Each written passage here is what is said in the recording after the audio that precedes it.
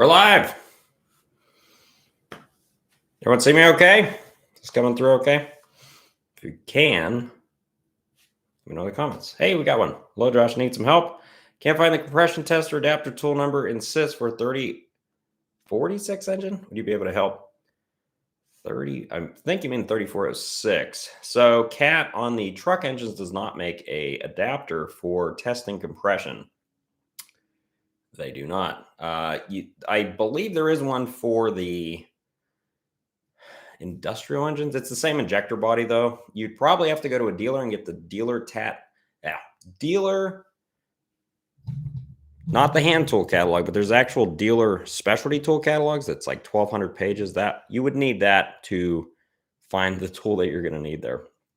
So that is probably what you're talking about. Unless there's a 3046, that might be a really small Perkins engine. Not sure about that one. Why is there not a power stroke motor for a heavy duty semi truck? Well, I mean, International made the Power Strokes originally. Now Ford makes them, but International made plenty of heavy-duty truck engines. Mostly they sell Cummins now in their trucks, but I believe they still do make truck engines. Hey, we got a whole bunch of comments now, so people are getting online. Let's see if I can see. Oh, we got almost 100 people now. Awesome. So if you saw my survey earlier, now I'm going to try and answer as many questions as I can here. Now, Wednesdays, I've been doing the question of the week segment, but to tell you the truth, folks, I, as a YouTuber, get tired sometimes, and doing 2 videos a week is difficult. And I actually really like doing live streams because I can answer questions directly, and there's a lot more back and forth.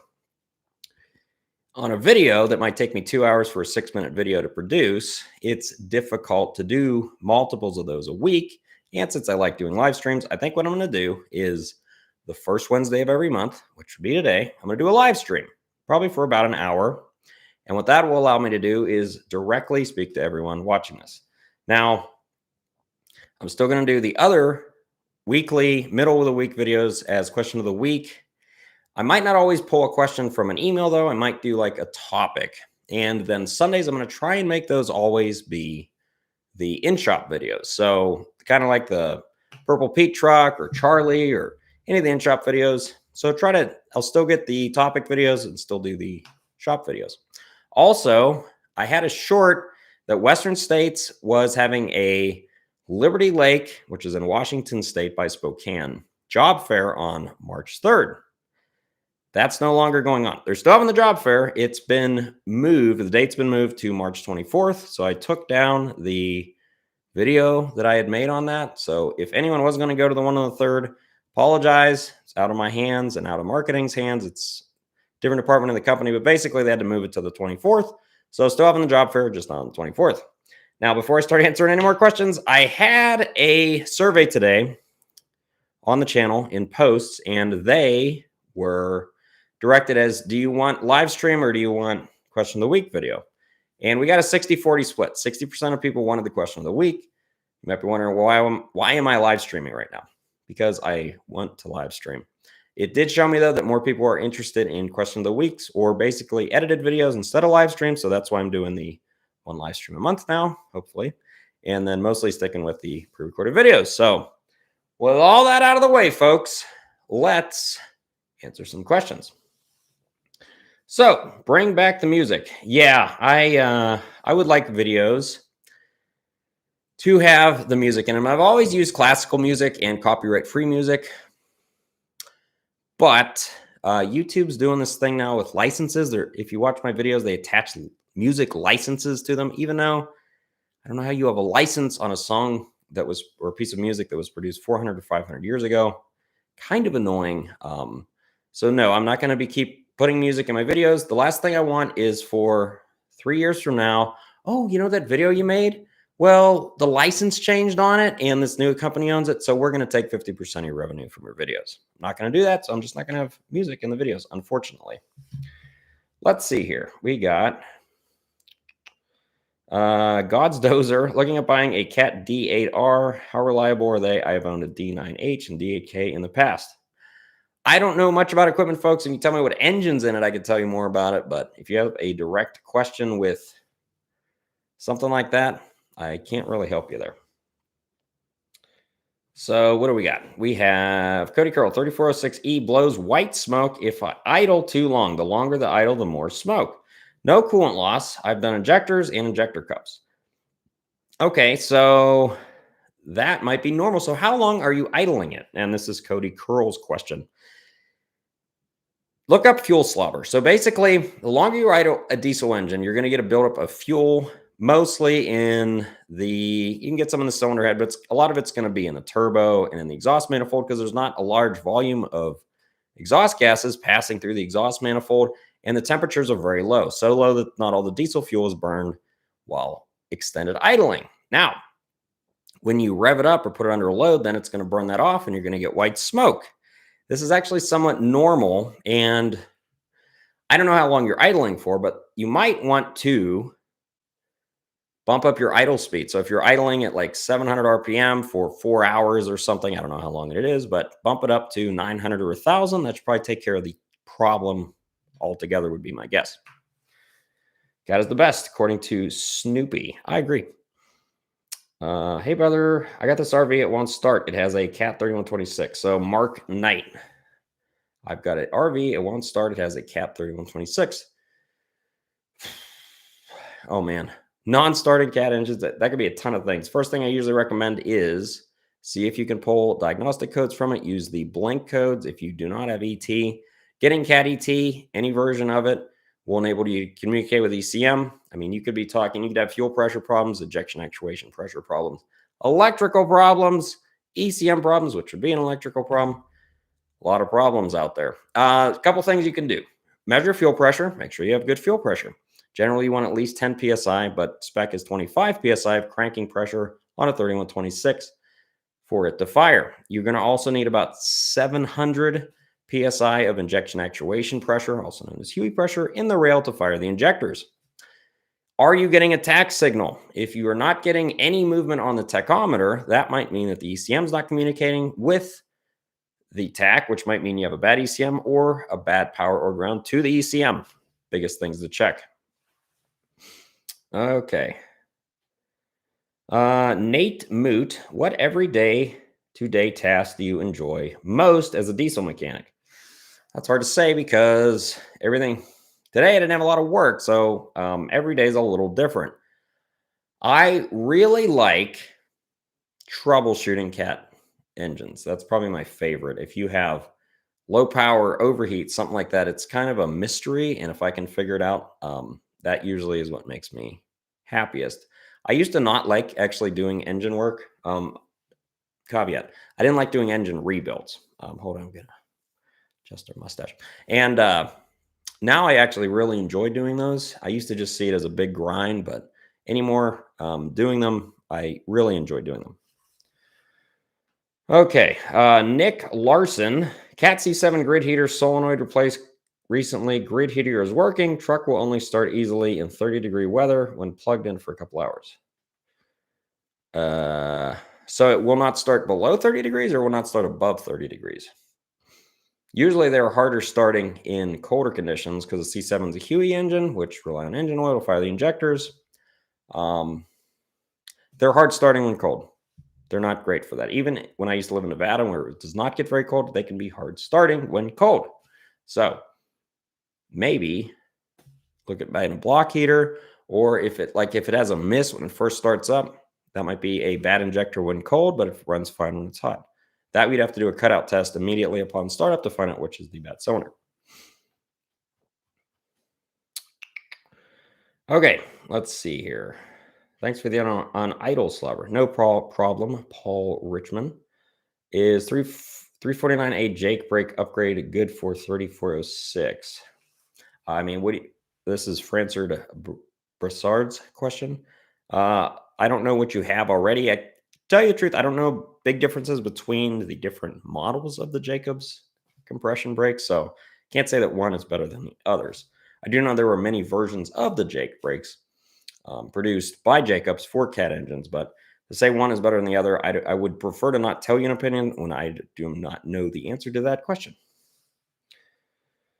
Let's see here.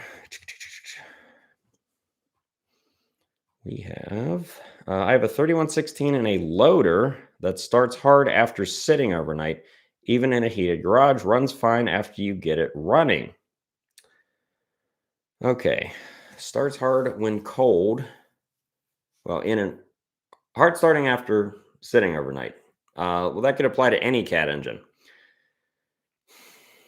I wonder if it's losing prime. Have you checked, are the fuel filters empty? If the fuel filters are not fully full, which they should be, that could indicate that you are getting fuel draining out of the engine going back to the tank. There's a couple ways to deal with that. You can install check valves in and out of the engine.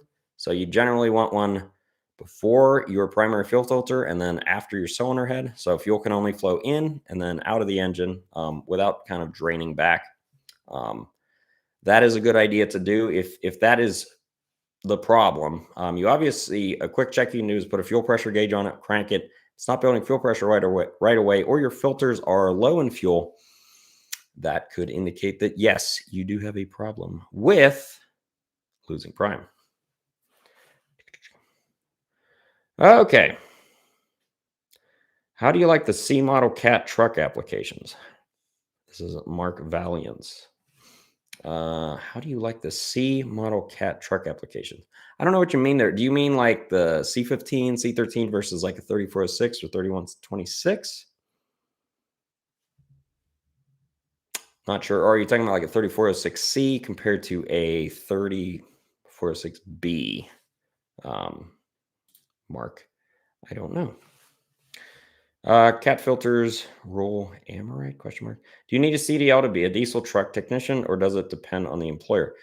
It depends on the employer. So I do not have a CDL, and I've been a truck driver, or not driver. Haven't been a truck driver ever. I've been a diesel mechanic for pretty much my entire career. It does help you, though. I'm not trying to dissuade you from getting one. It definitely does not hurt to have a CDL. Some places definitely recommend it. Some places probably require it. About 50% of the guys I've ever worked with have had it, and 50% do not have it, I would say. But I do not have one. Going to Vegas Con Expo. I wouldn't mind going to Vegas for the Con Expo. I used to live in Las Vegas for a very long time and I haven't been back there in a couple years. So that would be, I wouldn't mind going there. But, you know, I also have to work. So that makes it a problem. Let's see here. Quarry drain tanks cleaned out. Mark had said the C15. Okay, so he's referring to like the 3460 to the C15. I actually prefer the newer cat engines. So that would be like I prefer working on like a MaxxForce C15 Assert opposed to a 34.6BB model. I'm much more familiar with them. I like the electronics on them because it helps me as a technician troubleshoot I almost never call myself a technician. I call myself a mechanic most of the time. Helps me troubleshoot the weak cylinders, anything related to the electronics a lot easier than an old mechanical one. And that's a lot that probably has to do with familiarity with these systems. Let's see here. Do you know if Super Chat is on? I don't know. I haven't the last live stream I did, there was quite a few people that were like, hey, here's $1 or whatever. I'm not asking for money. I just want to, I don't know. It's weird I haven't got anything, whereas the last one I got a bunch. Let's see. Do you know the price of a rewiring a Peterbilt 379? If you're talking about the actual chassis harness, I have no idea. Chassis harness jobs can be very time consuming because you're generally going up into the cab and then over the transmission and all sorts of stuff. So that is a tricky one. Being new to diesel, should I add motor oil to the fuel? No. Your fuel should be left alone, in my opinion. Just get clean fuel. Make sure you check your fuel water separator for moisture. You can inspect the fuel tanks. Yeah, you don't need to add anything to the fuel. DPF is the curse at 3,500 hours clogged. Yeah, DPFs are diesel particulate filters are problematic. Oh my goodness, Corey Crawford. Hey, thank you for that, Corey.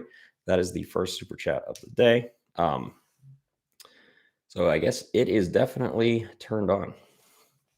If you had a question, Corey, which I did not see, I'd be happy to answer it.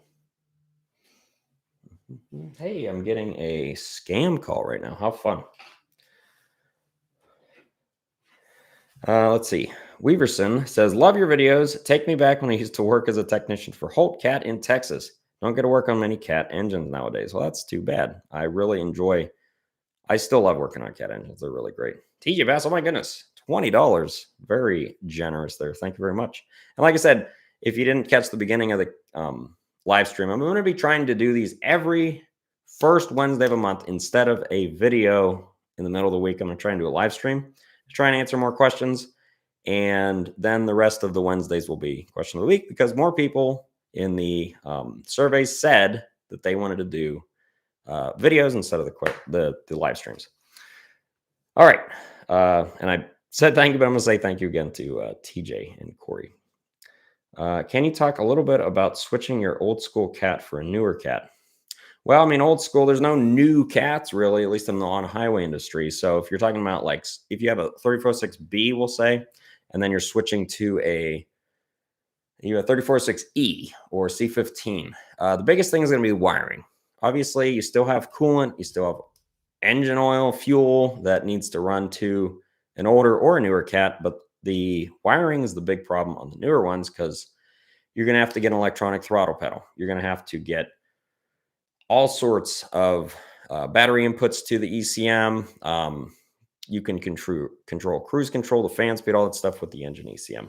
No. What was the most destroyed engine you've ever worked on and how much was it to fix? Thank you, DR Racer 78, for your $10. What was the most destroyed engine you've ever worked on and how much was it to fix? Rick Martinez also says, what is the most common problem with a C15 or C18? Okay, I'll try to answer both these questions. What is the most destroyed engine?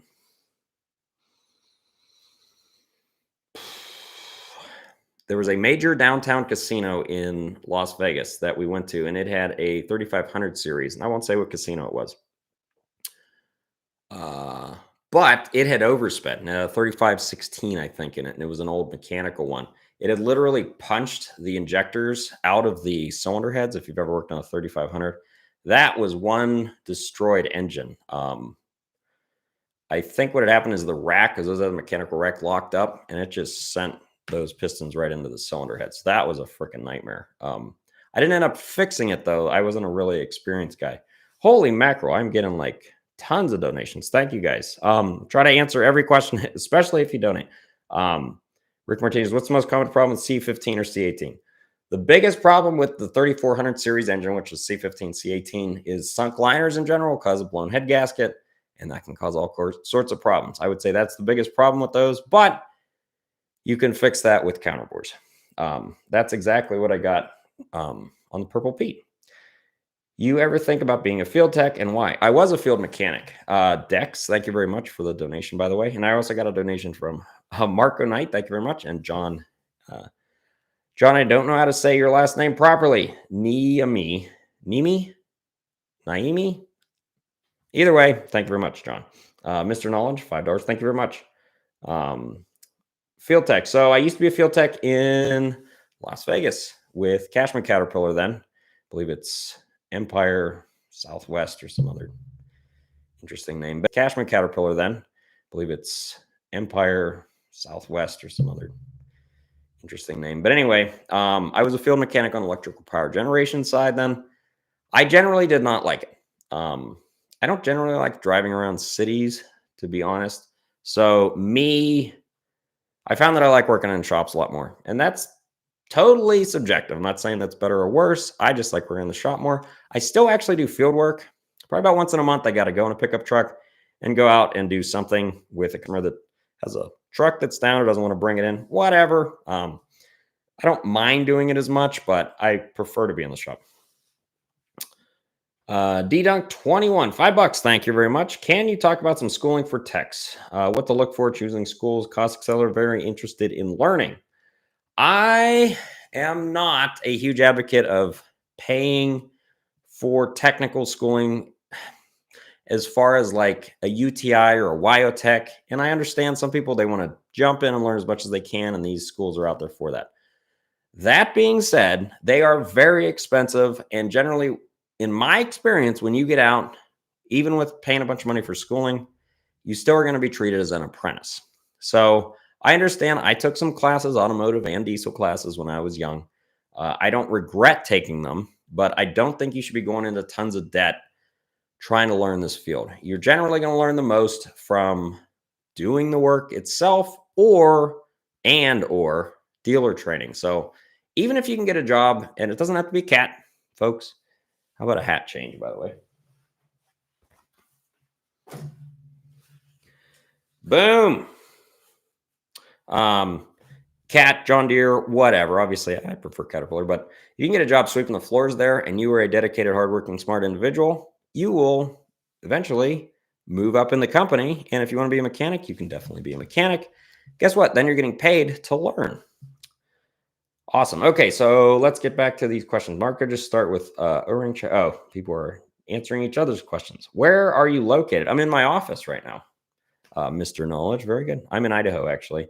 Generally, I don't say where I'm specifically am, but if you would like me to work on your vehicle, you can email me at adeptape@yahoo.com, and we can work about getting that scheduled. I love to work on vehicles, and we're kind of slow right now. So, Daniel Jones, my goodness, $20. Thank you so much. You didn't even have a question for me. Shows that you really love me there. When did Cat start using the solid steel high pressure oil line of 3126E? So, well, 3126E, if it had the square top Huey pump, they always use the steel lines. It's the round top ones that they originally had the flex line with the quick connect. And what happened with that was, over time, of course, flex line, 4,000 PSI of oil, not a great idea. So they had an update for that, and that's been going on since I've been in the shop, and that was 2010. Obviously, they weren't making 3126 at that time, but basically, for as long as I've known, they've made the steel line update kit for the 3126s, and that's mostly the Bs, 3126Bs, that the round top Huey pump style 3126s. So there you go. Woo! What causes oil to drop from breather? Neil Cabrero. So you're probably talking about the blow-by tube. Oil fumes are constantly coming out of there because your blow-by is picking up some of the hot oil and other moisture and blow-by from the combustion process and then pushing it out through the blow-by tube. So it's not always oil necessarily either. It always appears to be oil because it's usually dark and carbon saturated. And so that's why it looks like it. There's several reasons why it might push more oil, though. It could be the wire mesh inside's bad, or you have more than normal amount of blow-by. Frontier Specialized Heavy Transport. Love you, bud. Super great channel. Thank you very much. I got some for you if you're going to send me $20. Frontier. Look at that hat. Oh, man. I think the whole room just kind of changed color with me putting this hat on here, but I don't care. Send me $20. I'll wear your hat. Thank you so much. Motorhead1 says, I like common rail injection. Hueys suck. How dare you, sir? So common rail is a very good injection, efficient injection style. However, Hueys are way easier to change the injectors. The engine will shut down if you lose oil pressure. But Huey injectors in general, in my experience, at least on the Cats, they don't seem to last as long. A little more problematic in my opinion. So there you go. Let's see, what do we got? Philip Chesley. I remember that name sounds so familiar. Philip, I don't remember if you've emailed me before or you always comment, but your name rings a bell. Hi, Josh. Serious question. 1998, 3126 round top in a class 7 dump truck. Thermostat gauge reads 155. Heavy use. Never over 1700 RPM is 155 degrees. Okay. Philip. So no, if your engine's only getting up to 155 degrees, that is not okay. So what's going on if you're running your engine at very low coolant temperatures for extended periods of time is you're accelerating wear. The engine is designed to run about 190 to 210. You don't want to go over that, but you also running it at much lower than that for long amounts of time can be bad for it. Now, generally gauges on the gauge cluster, especially like the old factory mechanical ones, they don't always read accurately. So the best thing to do would be actually measure the temperature there at the thermostat housing by either you could view with a scanner what the actual gauge is reading. You might want to do that, or you might want to get a temp gun and see. Maybe it's just your gauge is reading inaccurately. If that's the case, then fix your gauge. If the engine is actually only running at 155 degrees, your cylinder temperatures are not going to be as hot as they should be. So your engine's not going to run as efficiently. Moisture and other contaminants are not going to be basically allowed to purge out of the oil due to heat and evaporization. If it's not getting hot enough, you need to get that oil not too hot, but you want your engine to be running most efficiently, like I said, about 190 to 210. So that's what I would recommend, Philip. Let's see. We got a whole bunch more questions. Matthew Booth. Hey, Marco Knight, 20 or $5. Thank you very much. Can you come to California? I can sure use your expertise to fire up my RV. California. Well, that's definitely a state. I actually have my wife's relatives. Some of them live in California, but I do not have any relatives in California. The cat rep was just texting me. Sorry, folks. I will get back to him, though, because I'm in the middle of a live stream. Billions of people are watching. Actually, 216 currently, but that's a lot of people. So, well, thank you, Marco, but not going to California anytime soon. Let's get a good hell. Let's hit that like button. Yes, Brad. Brilliant. You're obviously very intelligent. Hey, Josh, how often do you work on cat trucks? The cat trucks, Navistar ones. Rarely. In Vegas, I used to work on them a lot. There were about 10 in town, and we had a couple in our fleet. So I'd work on them quite often in Vegas, but up here, I think I worked on one. Oh man, I don't miss working on them. They're not very good engines. Aaron, thank you very much for $10. Does the MaxxForce engine look like a certain cat engine? Have you ever thought about going to work for yourself? The MaxxForce engines, like the cat trucks, had MaxxForce engines in them. They had the CT11, CT13. They were MaxxForce engines. Have I thought about going to work for myself? There was a short stint here at Western States that I did think about quitting and going on my own because there was some, and this has all been resolved, folks, but there was some disagreement as to whether I should be making videos at work. And so I was thinking of quitting. I'm very glad I did not. Turned out way better to stay here at Western States. So that's currently where I am, but I have thought about it. I'm a very risk averse person. I don't like risk. I don't like stress, although I'm very stressed in general, just because that's I always think the worst is going to happen. So having my own business might not be the best idea, but I have thought about it. But thank you. Jason Merritt.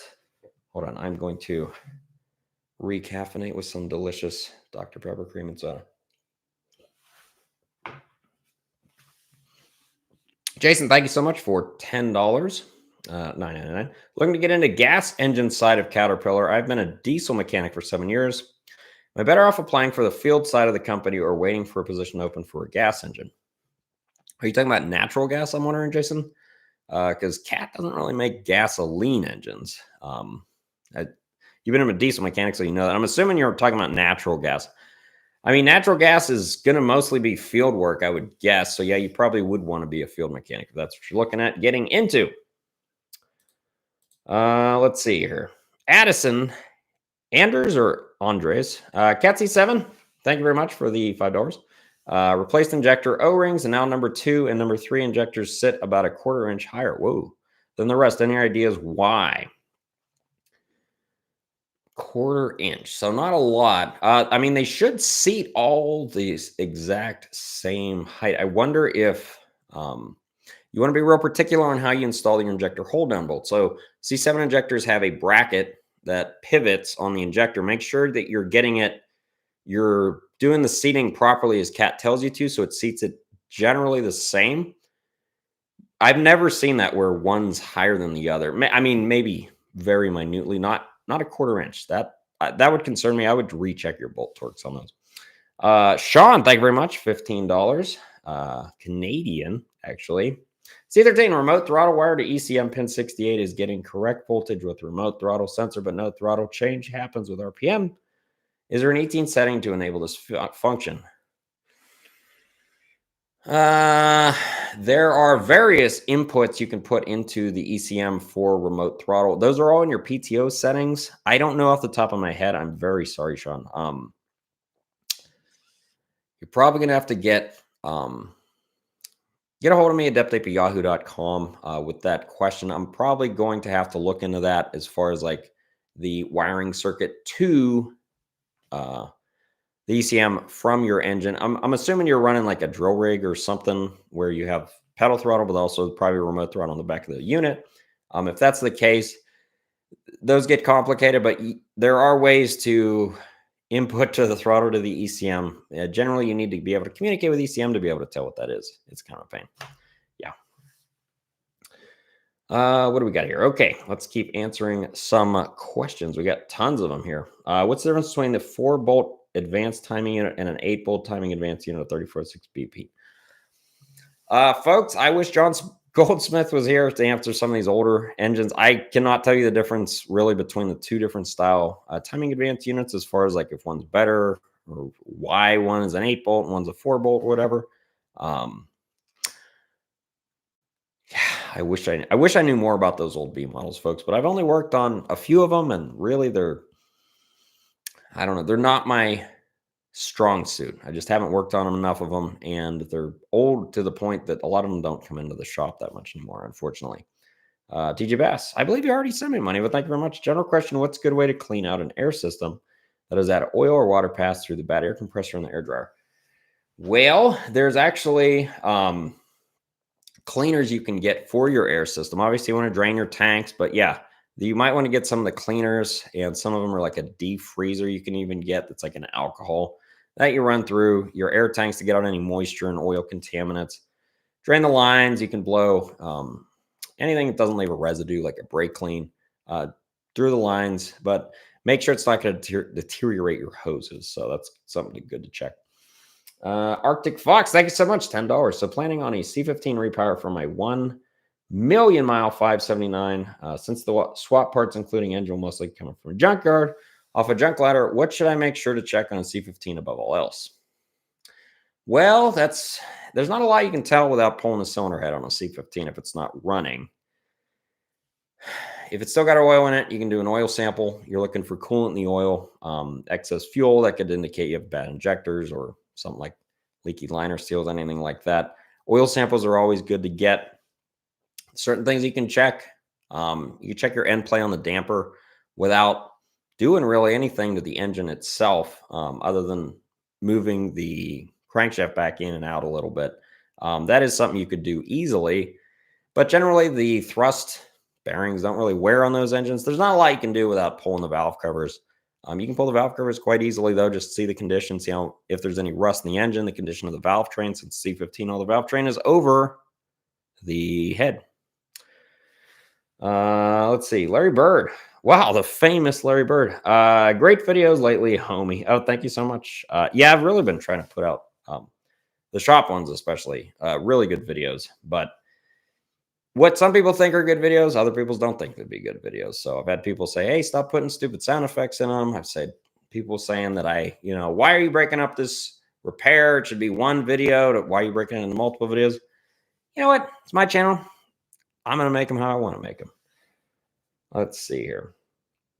Thanks for answering my question, Josh. Oh, I hope I did. It's hard to keep up. I get so many questions here. So many people send it super chats. So let's see. We have 2D7 electric drive dozers, and they seem to be junk. That's not good. And like I said, I don't know much equipment that much, folks. So let's see. Okay, Arctic Fox has much appreciation. It is a running engine, but that gives me a place to start at least. Yes, if it's a running engine, I'm gonna change my hat because the orange is kind of making the room look kind of greenish. Let's see. Yes, I know I need a haircut. We'll do a Western States cat hat. Yeah, one of my coworkers is always making fun of me that I need a haircut. I definitely do need a haircut. I hate haircuts. Okay, let's see here. Let's answer some questions. If they don't like your videos, they shouldn't watch. Yeah, and I don't want anyone to. I generally don't mind criticism if it's well-founded. Just don't tell me how to edit my videos. If you don't, maybe if you think if I could do something, just tell the person constructively. That's one thing I hate about YouTube, and not just YouTube, but the internet in general.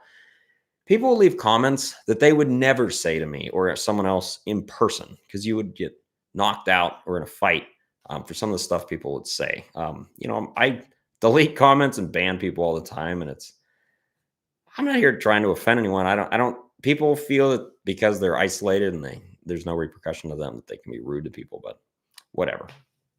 Philip, thank you very much. $20. Thank you very much. Aaron, again, have you heard anything about the N13 MaxxForce engine? Seeing them with 900K plus deleted, of course. Oh, well, without the ReGR systems. I have not heard of the N13, but I don't work really on anything outside of, well, I wish I only worked on cats, but we do a lot of the ISB, ISL Cummins stuff because we work on school buses, and there's some local delivery trucks that run Cummins here. Hey, Nick from Vegas is here. Well, got to go to Sapphire birthday. Nice to see you, sir. Enjoy, Nick. Good to see that you're still roaming around. I have a 1999. This is Eli Mast. I have a 1999 6NZ with 25,000 miles. 25,000 miles. That must be after a rebuild. And it started using up to a gallon a day. Our mechanic says it's not done breaking in. No blow by, though. I'm assuming he's saying oil. If it's using a gallon of oil a day, that is not break-in, folks. I hear that. I actually get emails like that all the time. Like, hey, I just got this engine rebuilt, and it's, in 200 miles, we went through a gallon of oil, and it's losing coolant. And the mechanic says, yeah, just run it. It's breaking in. Break-in period, folks, on an engine, especially after 25,000 miles, if it's eating a gallon a day, something's wrong. That is not normal oil consumption. Now, right after a rebuild, it is possible to have slightly elevated blow-by, maybe slightly elevated oil consumption, but generally after a rebuild, you're going to have much lower blow-by and much lower oil consumption than you did before the rebuild. If it doesn't clear up in the first couple thousand miles, folks, running it for longer and longer and longer periods of time, even under load, is not going to make it magically fix itself. So, especially like a gallon a day, that is insane amount of oil consumption. So something is probably wrong there. It is weird to... It is weird, though, if it doesn't have blow-by. That is weird, that it would have such high oil consumption and no blow-by. Gary is driving to Idaho. Well, maybe you'll see me here. Let's see here. Oil cooler? Mike asks, oil cooler, question mark? I don't know where he's referring to there. Sounds off. Uh-oh. I hope he's not talking about my sound. Hopefully everyone can hear me, I would think. I would get more comments saying if they couldn't hear me.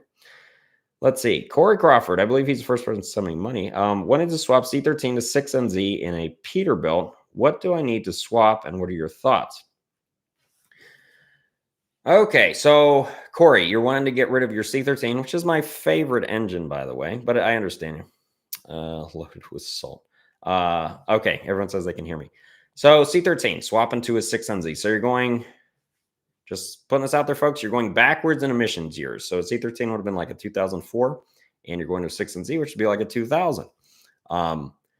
Many trucks, and I don't know, it's a Peterbilt, so pretty much you could have gotten a 3400 series or C13 in a Peterbilt in a 2006. It would have been an MXS, though. So the block, like the motor mounts, front motor mounts, all that stuff should be the same on your Peterbilt, whether it had the MXS C15 or if it had a 6NZ and an older chassis. Since you're going to from a C13 to a 6NZ, you may have to move the motor mounts. The coolant location for the inlet and outlet should be the same. Fuel lines are probably going to have to be slightly modified because the C13 pulls fuel from the intake side, where on both the inlet and outlet, whereas the C15 pulls fuel from the intake side in, but then it puts it out of the back of the head on the outside. So that wouldn't be very difficult. Both are going to have 70-pin ECMs, so really probably the motor mounts would be the biggest problem for you, Corey, but it can definitely be done. Cat dealer probably will not do it for you, though, because you're going backwards in emissions. Let's see here. No, I was applying to the gallon of oil. I've seen several Perkins engines that blow oil after a rebuild. Rings on those are a pain to seat in. Yeah, maybe I don't know how much he's burning, but I'm not a real big fan of Perkins engine. You know what? They do run, they seem to run really long without a lot of problems, but man, when you have to fix them, are they poorly designed for repairs? Clay cylinder walls, light to low load, burns oil. That is true. So generally, you want to put that engine under a heavy load as soon as you can after a rebuild. Hey, Josh, is a BXS a good engine in C15? Yes, Daniel Jones. BXS are great engines. So those are really the first of the Assert. And if you've heard of an MXS or an NXS serial number prefix, the BXS is the first of those. So the difference between, really the only difference that I know of on BXS is the intake valve actuators are in a separate housing. And it makes doing your overhead much harder because they sit over the ends of the rocker arms, whereas the Jakes, and they use the older style Jake housings, sit back by the cam. So that part's tricky. Pretty much everything else is the same, like the cylinder head design, the injector design, IVAs, all that stuff's the same. So I like them. I like the Assert era of engines. Inline 6 CTD, thank you very much, $10. Thanks, Josh, for responding to my email via email last week. Not a lot of help at local cat dealer here in Utah. It's probably Wheeler Cat there. Yeah, that is the sad when people email me and say, "Hey, I went to Cat." They have no idea about anything. That is sad. I get emails like that all the time, like, "Oh, they don't know anything about this," or ask them about this, and they didn't want to help me. They won't sell me AT. I wish all the cat dealers were there to help, but of course, cat dealers are there to always make money, and they don't always view these smaller, especially truck customers, as valued customers, unfortunately. But what are you gonna do? I'll do what I can. Aaron, thank you so much. $5. I have to ask, are you working on a toolbar mustache? Is that like a handlebar mustache? And you're also been very knowledgeable, and I have to tip you again. Thank you very much, Aaron. Yeah, you already sent me some money. Send me another. Yeah, I don't know what's up with a mustache. Well, I do. I'm the one growing it, but I had the beard, and then I was like, yeah, beard's looking a little, it like gets all scraggly. So I was like, how about a cool mustache and then kind of keep the beard? So if I just had the mustache, I think my wife would kill me. So now that I have like a beard, but it's really just a mustache without shaving, I'm keeping it. I don't care. John, thank you very much. C15.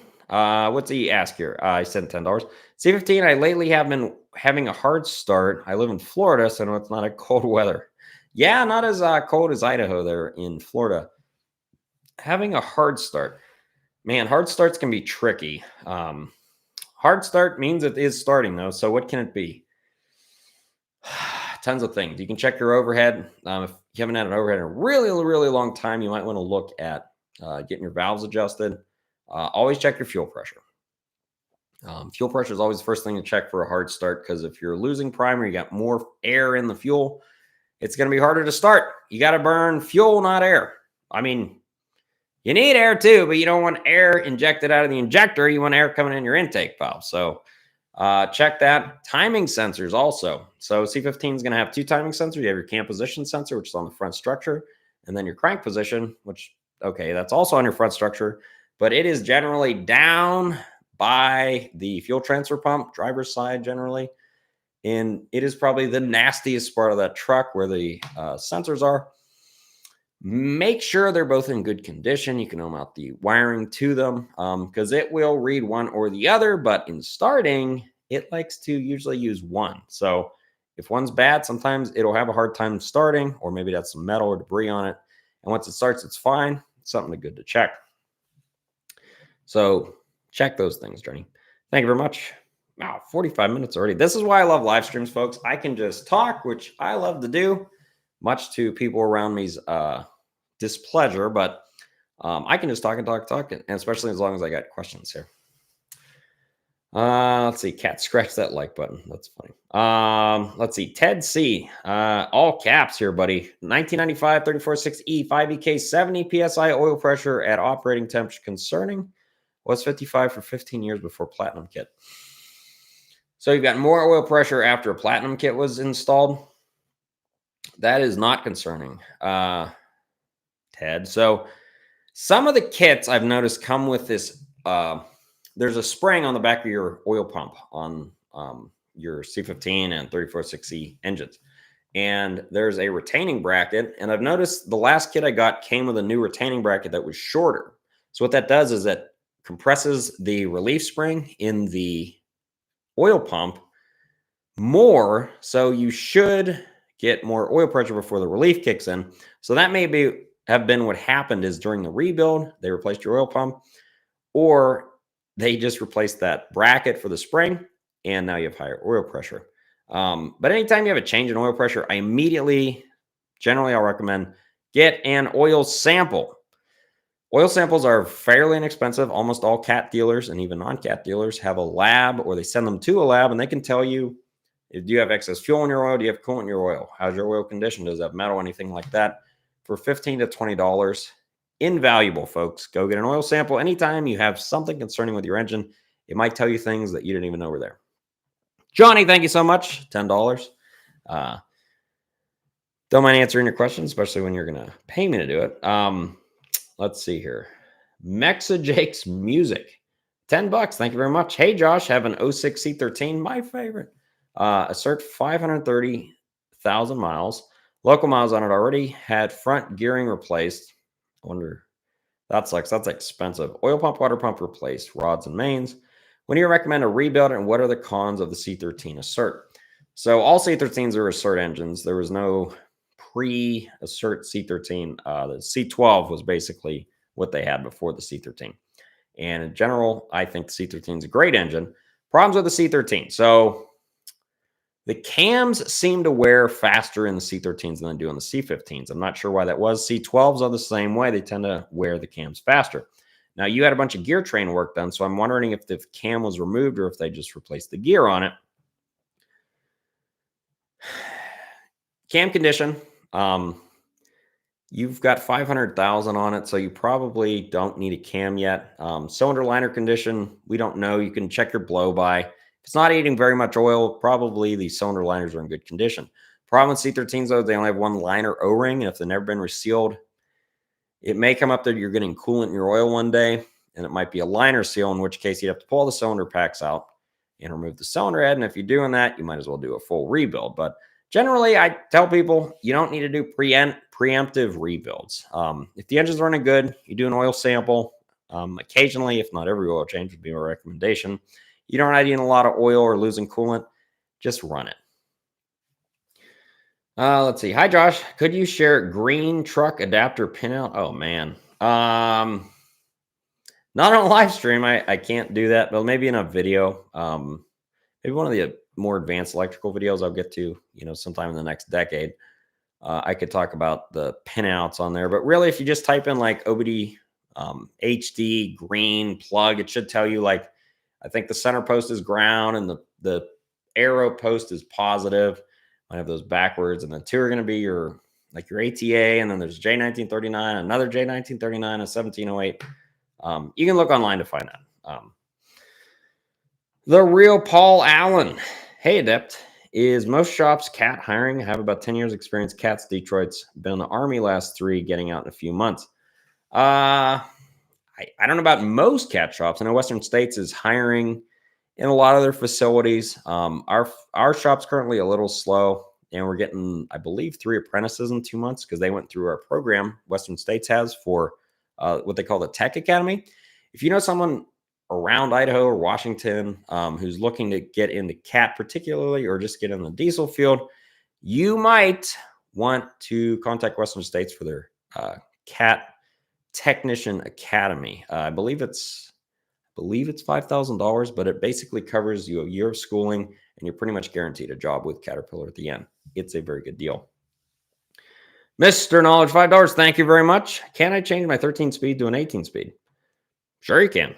I'm not a transmission expert, but yes, generally 18 speeds are heavier duty than 13 speeds is my understanding, but they're both Eaton products. Generally, the bell housings are all the same on all the trucks.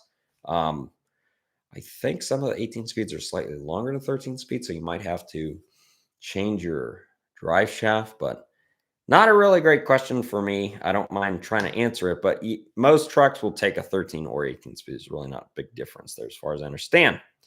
Josh, this is Expat Con. What is the difference between 3406 A, B, C, and E Oh my God. I don't think I've ever even worked on an A model. This would be a good John Goldsmith question. Actually, someone emailed me asking me the difference between a B and a C. And tell you the truth, folks, I know on a peak there's a ton of differences, which an electronic C model basically, but there's a mechanical B and a C model. The E's are way different than the A, B, or C. Um, Basically, the A, B, and C are mechanical engines, unless it's a peak, which are pieces of garbage in my opinion. And a 34.6E is an electronic-only engine that has an overhead cam, electronic unit injectors, no high-pressure fuel pump. The A, B, and C are pushrod engines, lower horsepower with nozzles, a high-pressure fuel pump, lower horsepower, about 425 horsepower max, whereas the 34.6E would go up to 550 horsepower easily. What do you think about fuel aux? I don't even know what that is. Can't give you a description on it. I'm running it in the fuel. Oh, I don't know what that is. It's probably an additive, but I'm not really versed on a lot of the additives. Saying hello from Butler Cap from South Dakota. We have 50 minutes already. Oh wow, it's 5:30. My wife and kids will be home soon, so I will not be able to go on until 10 o'clock tonight. Probably about an hour we'll have to shut off, but everyone's been super generous and I love answering questions. So is there anything specific to replace when rebuilding a mechanical fuel pump on a 34.6B? Also, are the better injectors available for that engine? Trucker Vanger. That's there is a YouTube channel that just posted a very detailed video. Actually an Idaho company called Hell's Canyon Diesel. They're not a cat dealer. However, they just posted an hour-and-a-half video on how to rebuild these fuel pumps. It's amazing. I'm going to do a reacts video to that video. But basically, they reached out to me because I've conversed with them before and they seem like nice guys. And they have this pump completely stripped down to nothing. If you go into Hell's Canyon Diesel and then type in 34.6B, it's their only video. And I believe they just posted it today. If you want to see what that pump is, the internals and how to rebuild it, they've got it all right there. And like I said, I'll probably be doing a video on that in about 2 weeks. But mine will just be a reacts to their video. So yeah, check that out. Okay. Vandal, you're actually the first person they asked me a question today. Sorry I didn't get back to that. No, not a 3406. It's a 3046. Okay, so it is one of the little tiny those aren't actually cats. Those are like a Perkins or a Mitsubishi or Kubota engine. And tell you the truth, Vandal, I don't know much about those little engines.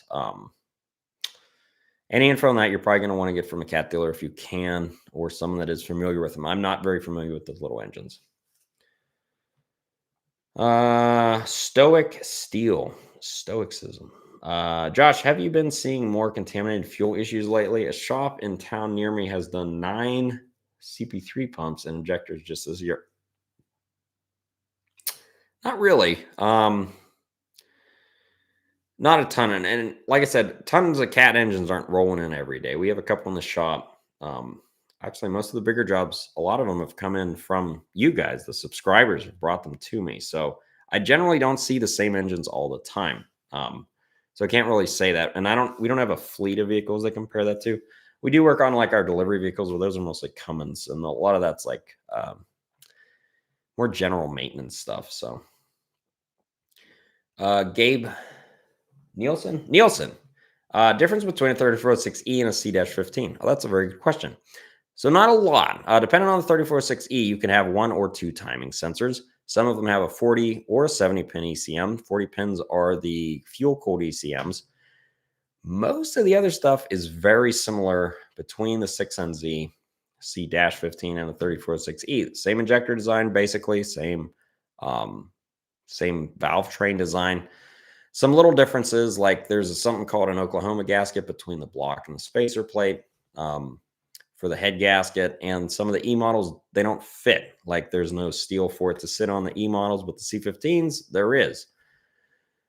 The timing sensors, C15s are always going to have 2 timing sensors. And there's differences between the serial numbers in the 34.6Es. So there's a lot of little differences, but in general, they're very similar. There is someone, Death Watch person keeps getting message retract. I wonder if that's like a bot or something. 55 minutes, my goodness. Thank you, sir. Oh, thank you. What do we got here? Kenneth Perrin, great job telling. Great, you're going live chat on Wednesday, first of the month. Hope to chat soon about something about a 346B. See you next time. Hi, and see you. Bye. Oh, well, hello, Kenneth, and goodbye, Kenneth. You can always email me, but like I said, B models are not my super strong suit. I don't mind working on them, but I'm not an expert on them. You're going to want some old crotchety guy that knows exactly every nut and bolt on that thing, like John Goldsmith. NorCal Dreaming. Hello. Death Watch Person. Oh, it's not a bot. Hey, Josh, can you use... Why is his messages keep getting retracted? Death Watch Person. Hey, Josh, can you use a CAT engine on a new truck, such as a Peterbilt 389 with an automatic transmission? Want to switch the engine to give the peak CAT power. Can you use a CAT engine on a new truck? So, I mean, yes, you could theoretically, any CAT engine will fit in any new or old truck. However, you are then putting an older, and when the guy was talking about the C13 earlier, and going to a 6NZ, a CAT dealer is not going to do that for you. And also, you have to remember emissions here, folks. So, if you put an older engine in a newer truck and you get pulled over by DOT or somehow the EPA catches you, you can get in trouble because you are removing emissions and changing the emissions model year of that engine or in the truck. So pretty much any CAT engine would fit in any truck. You could get a 2023 Peterbilt and put a C15 in it. But by doing that, you'd be eliminating the SCR system, the DPF, and all sorts of other things. So it will fit. However, you could get in big trouble and cause some big fines if you were to do that. So I don't recommend it, folks. But I'm not telling you what you do with your property. I'm just letting you know that. Upstate Hauling. I believe that's Andy. I wish you could talk Tim into doing a live stream on heavy equipment. It would save me a lot of fuel money, and then I wouldn't have to get harassed by Pam and Jeremy. Yeah, Andy, I don't know what to tell you about that. Actually, Pam was no longer our service writer. She has kind of moved in more of a support role. Now Justin, who used to work in the shop, is now our service writer.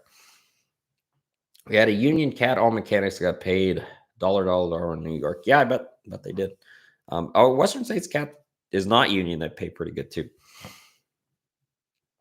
Red, I have a C15 Assert MXS. My Jake has to be in a super low gear to hold me back. Anything I can do to help? Man, weak Jakes. That could be a lot of things. You have an oil leak under the valve cover because your Jakes need oil pressure to actuate. You could check your valve adjustment. Jakes, you don't want to really mess with your Jake adjustments that much. Yeah, they could be weak internally. There's not a lot you can do to like troubleshoot them. If it's getting its signal and they're showing high and they're all actuating, possibly look at new housing, make sure your adjustment is correct. Red. Where do you get your diesel training? Asks NorCal Dreaming.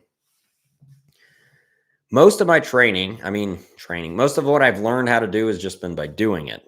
And having this YouTube channel has actually helped me because people, even in the comments section, leaving stuff, helpful things, or in emails, will tell me stuff I don't know. Also, I get so many questions that, especially in email format, I end up having to look up a lot of stuff in order to answer these questions. So that's helped me tremendously. Also, every time I do something, I try to do it a little different to see if I can improve in any way. And sometimes I find out that that's a worse way, or maybe it's slightly better. So most of it, and probably most people on here that are mechanics will tell you, you will learn the most just by doing it, not necessarily going to school or by training. Scrody McBooker Bowles. I know that he comments on all my videos. I find his name so funny. Hey, everyone. Love watching the videos, buddy. Thanks for sharing. Thanks for watching. Let's see here. Do you need a CDL license to be a mechanic or you don't? Dixie Lover, you should have been here earlier in the stream. I already answered that question, but no, you do not. I would recommend it. I do not have one. I wish I did have one, but they can be a pain to get. It does not hurt to have them, though, and some places probably require them. Does the bearings being worn cause low oil pressure? Alan Thorpe, yes. So your main bearings particularly, but also your rod bearings and cam bearings, bearing wear will cause lower oil pressure in general because what do you need, folks, to build pressure in a system? You need a pump to flow fluid, whether that's water, or oil, or fuel, and then it has to come against a restriction. I mean, think about if you had a bike pump, but you didn't have it on a tire. you're moving air, you're not building any pressure. You have to have somewhere for that fluid to go into and then have a restriction to build pressure. So as your bearings wear, you get bigger gaps between your crankshaft and your bearings. As the gaps get bigger there, you have to, since you're moving the same volume of fluid, you're going to lose oil pressure over time. That's just basics of fluid dynamics. Guy here got $15,000 fines for removing emissions. Yeah, I don't know where that is, Motorhead one, but yeah, you generally, especially the SCR and DPF systems, you know, the guy asked earlier about the C13, the 6NZ, those are very close in emissions. I mean, C13s do have IBAs, and a catalytic muffler. Well, probably doesn't have one anymore, but yeah, if you start messing with the DPF and the SCR system and the DEF, people have had huge fines for those. And people ask me all the time, hey, should I delete all this stuff out? And I never recommend deleting your emissions, folks. I mean, you might get away with it or you might not. And if you don't get away with it, you are probably going to pay a very hefty price. So generally, leave that stuff alone. If you want a cat engine, get an older truck. I would not recommend trying to put a cat in a newer truck. And then if you get caught, that could be a big, bad deal. Jeremy Bishop, $10. Thank you very much. Commanders, I can't say that name. Not that it's something bad about it. I just don't know how to pronounce it. Do you ever have difficulty finding information in SIS? Because I've worked on a 5EK 3460 and was able to find all the info I needed. But on some other engines, there was less information. Yeah, SIS is not exactly user-friendly. And that's new SIS. And a lot of guys don't like new SIS. SIS 2.0 is what I'm referring to. Old SIS was even worse. Like, it had a search feature, but if you wanted to find something, the best way not to find it was to use a search feature. At least the search feature now works. The best way to find stuff in SIS is to use it all the time, and then you kind of know where to find it. But there's stuff I have trouble finding. Like in E-model, if you don't look up the timing procedure for like how to set the timing probe in the crankshaft, I've spent like half an hour looking for that, and I know what I'm doing. So that's a tough one. Jeremy, oh, he has a question. He sent a donation, so I better answer his question. Sorry, I didn't answer it earlier. I'm rebuilding a 5EK near perfect liner projection with a new minus 3,000 spacer plate. I have 5,000, 6,000 every spot, except 1B by the Dow is 007. What would you do? Cut number 1 or have it decked? So you got a 7 at one point. Now, anytime you're doing a line projection, folks, it's not like you slide it over and it just goes to 7. It doesn't move. There's quite a bit of variance. So when you say you have a 7, like that's the lowest you can read, you know, as you move it over the liner. And anyone, probably most people on here have not done liner projection, but you can kind of get it to read what you want it to read. Now, I'm wondering if you're 1,000th difference, I don't think that would make a big difference, but technically that is without outside of specification. Man, that's tough. I think if it's a solid 7, like you can't get it no matter where you put it in that part of the liner to go below 7, I think I would probably shave that one. I'd probably pull the cylinder pack out. And if all the others are 6, now if all the others are 5s and you have 1.7, that's a problem. But I would probably go through and shave 1,000th out of that. So you'd have a 6 instead of a 7. So SIS 2.0 sucks less. So yeah, that's true. Workout Dreaming, hey, $10. Thank you so much. So what are we at? Oh, we're over an hour. I'll tell you what, we will go until my wife gets home, which I will know right away because they're pretty loud usually. Thank you so much, NorCal Dreaming, for the donation there. Let's see. John Duncan, the biggest difference between a B and a C model is the rod bearings on a C are bigger. Oh, there you go. See, there's people out there who know a lot more about the older engine than I do. Dynamo Joe, I know he comments along. What is the average good compression in pounds for, say, 34.6B compared to an ECU model? Not ratio, rather pounds. I think you're talking about like if you did a compression test. I'm guessing that's what he means. Don't do a lot of compression tests on cat engines, folks. I've really only ever done one, and that was on one that was a real weird one that would smoke when it was cold, no matter what we did. And that one, I want to say it was about 450 to 500 PSI cranking pressure, cylinder pressure while cranking, if I remember right. And there's no spec in SIS for that I could find because they tell you not to do cold compression tests on a cat engine because that has Keystone style rings. So there you go. Those add about 450 to 500 PSI is what I remember. Dynamo Joe. Hope that answers kind of your question a little bit. The real Paul Allen. I think the billionaire Paul Allen passed away last year. I remember hearing that. That may be inaccurate, but whatever. How often have you done a head and head gasket without cutting counterbores as long as liner protrusion was in spec? That's a good question. So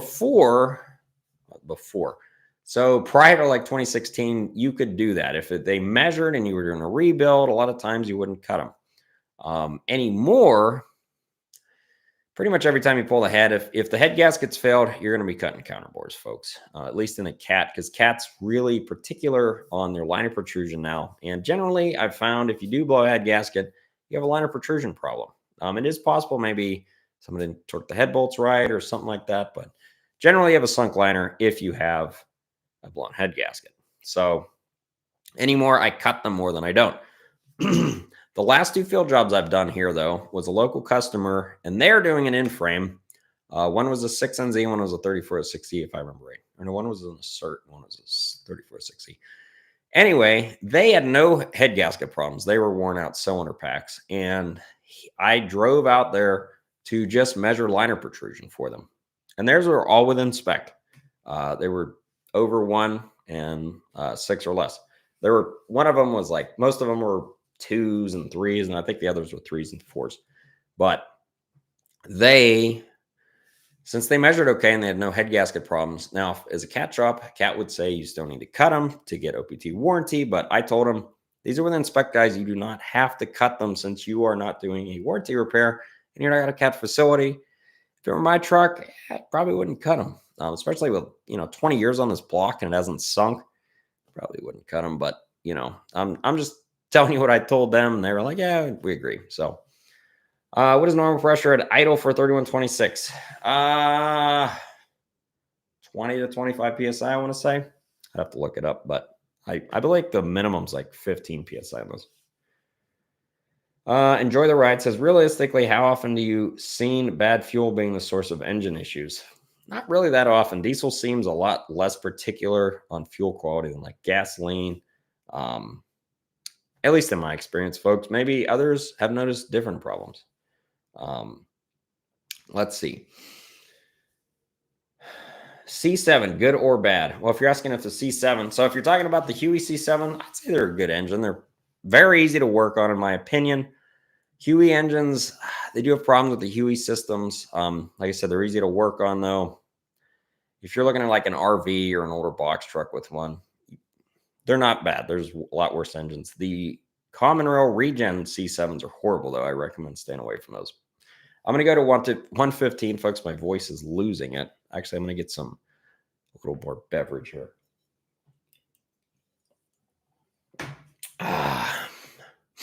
Okay. Back to questions. What's the difference between a C12 and C13? Okay, so the C13 came from the C12. The C12 came from a 3176, basically. Also, there was a 3196, but the C13 and the C12, other than displacement. So they're both 130-inch size bore diameters. So C13 has a slightly longer stroke than a C12. Biggest things to look for, though, C13 is it's a compound turbo setup. So they have 2 turbos. They have IBAs. They have more of a C15 style injector. The exhaust and intake are separate on C13. So on a C13, you have intake on the left side of the engine and exhaust on the right. On a C12, you have intake and exhaust both on the right side of the engine. And then on the left side of the engine, you have your fuel manifold, which is like a fuel log, but not like a common rail. It's just literally, there's a bunch of drilled ports into the head. I prefer C13s much over C12s, just because there's a lot of little things with the C12 head that's just weird. Like the fuel log, it's weird. It's got a fuel manifold. So I don't know why they don't just flow, or not fuel manifold. There is a fuel manifold. There's a coolant manifold. I don't know why they don't just flow coolant through the head, but they have an external manifold, and those always have problems. There's a lot going on that exhaust side with the intake and the exhaust on the same side. The cylinder, like the pistons are kind of weird. They have like pucks instead of snap rings for the wrist pins. I like C13s more. Like I said, they're my favorite engine to work on. I've got a 3176, says Brian. Oh, that's cool. I've actually only worked on like a handful of those over the years. You don't really see them that much anymore. And they used to be such a big part of the truck market, but they haven't aged quite as well as the 346Bs and the E models have. 3175 is a 3208 V8. What the heck? That must be a typo there. There's no 3175 that I know of. Let's see. Motorhead One bought a can-do scanner. Does all major diesel engines, brands, and cat construction equipment. If that's true, that's pretty cool. Yeah. What are your ideas of right to repair?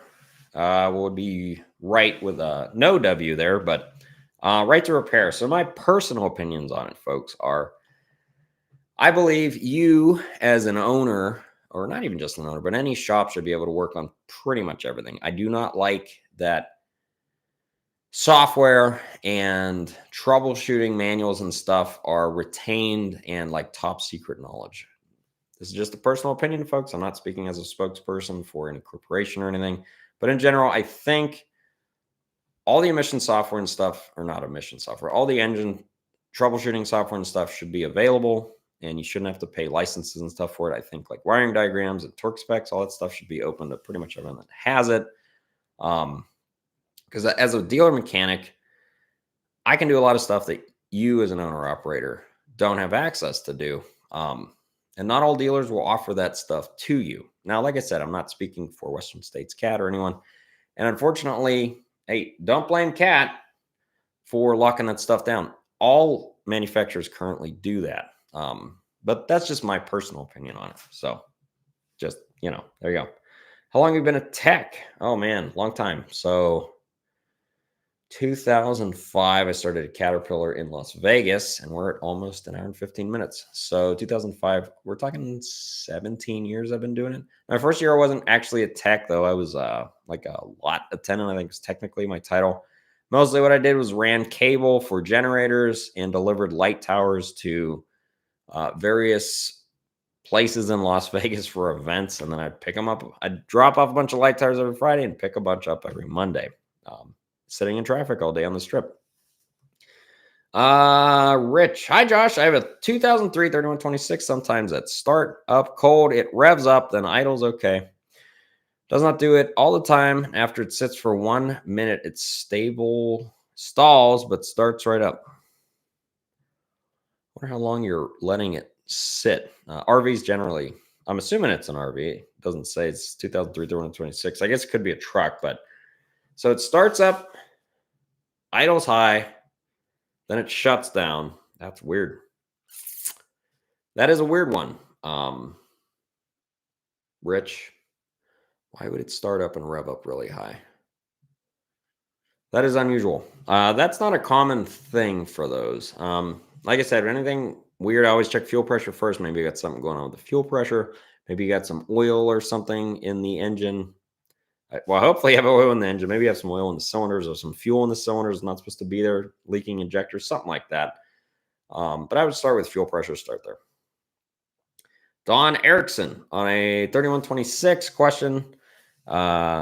You answered he could have an air leak in the fuel system. He also could have check valves acting out. Let's let the injectors start to fail. They will. Oh, he's answering another question for someone else. Hunter Stanfield, what do FLS and FTS settings really do? Oh, that's an excellent question. So FLS and FTS, what do they stand for? First off, FLS is full load setting. So full load means max horsepower. That's 1,800 RPMs on like C15s and C13s. FTS, full torque setting. C15 full torque is about around 1,200 RPM.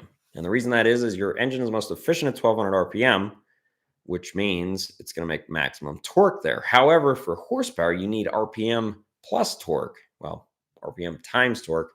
So even though it's not as efficient at 1,800 RPM, it's making more horsepower. Not more torque, more horsepower. Are related. So what that is basically your fuel burn rate for the engine at those two settings. So your FTS is at 1,200 RPM under 100% throttle. That's a fuel burn rate for that setting. FLS is your fuel burn rate for 1800 RPM. So by setting those two numbers, you basically, according to the CAT engineers, have the correct fuel burn at 1200 to 1800 RPM, and that kind of sets your fuel mapping for the engine under full load. That is what FLS and FTS are. Let's see here. I got a C15 rebuilt 10,000 miles, and I see wasted a gallon oil. Is that right? So generally, even after a rebuild, sometimes you'll see up to a gallon of oil consumption in an engine. In a CAT, that's not totally insane. Best thing to do is monitor it. Make sure you don't have any leaks or anything like that. And if you continue to have high oil consumption, though, maybe you got something going on. Being an old fart me, most appliances have a wiring diagram under the cover. That is true. I had to fix my dryer and it had a wiring diagram. It's actually pretty cool. Thoughts on ASC and advice for diesel engine certification? I appreciate all your content.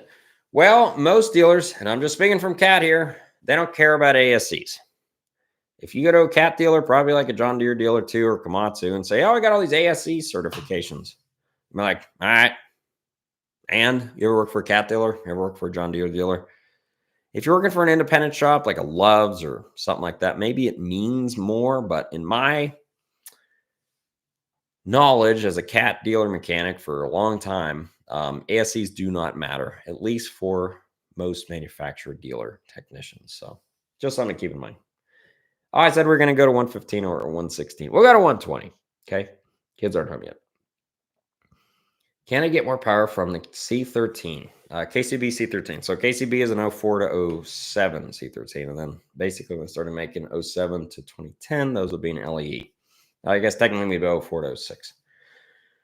Yes. So most of the electronic CAT engines have different horsepower settings. And I don't know what yours is currently at, but a lot of them, you can flash them to a higher horsepower. Unless they're already at the highest horsepower, then you can't do anything with them within the CAT system. So yes, you probably can get more horsepower with a flash. Let's see here. Daniel Jones. Man, we got so many comments here. Josh Head. This is Ted C. Josh, head leak after overhaul. New head. Should I change oil? Been 50 miles. Head leak. Or maybe said head leak. New head. Should I change oil? Well, if you had a rebuild, you would have had new oil. There's really no reason to change your oil after 50 miles unless it got contaminated with fuel or coolant. Yeah. Although generally I recommend a shorter oil change interval after a rebuild, because the most amount of metal you're going to ever have in your engine is right after a rebuild or right after a major failure. Because of course, what happens during a rebuild? Well, all these parts are exposed to the atmosphere. You got a lot of wear initially in that engine as things kind of bump into each other and get seated. So generally recommend is first oil change is going to be 50% of what your normal oil changes are after a rebuild. So if you do 10,000 mile oil changes, probably want to change it about 5,000 miles. Just because it just had a rebuild, folks, you don't want to run that oil a very long amount of time. Let's see here. Oh, someone has a comment about the ASC. So I went from a dealer to the local county government for ASC certification to matter for my employer. I don't know. There's no question there. I don't know if that's a question or that's a statement related to the other question.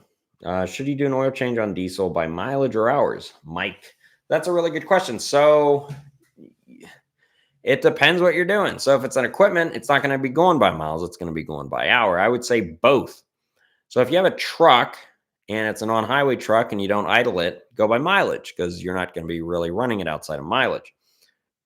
Let's say you had a local delivery truck or a service truck, though.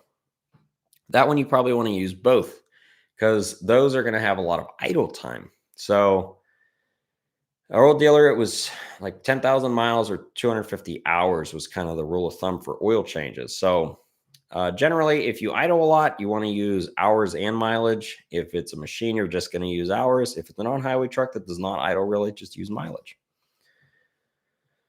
All right.